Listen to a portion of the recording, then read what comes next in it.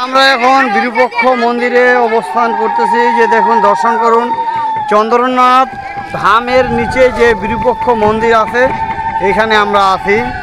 এই যে সকল ভক্তবৃন্দরা আসছে, এই যে দেখুন, দর্শন করুন। এখানে আমিও আছি সেই বিরূপক্ষ মন্দিরে। সেই অনেক কষ্ট রৌদ্রে উঠছি। এই শ্রী শ্রী শিব চতুর্দশী তীর্থ ভ্রমণে আমরা আসছি। দেখুন এই যে বিরূপক্ষ মন্দির, যে দর্শন করুন। আমরা আসছি দিনাজপুর রামসাগর ট্যুরিস্ট এজেন্সি পক্ষ থেকে। দেখুন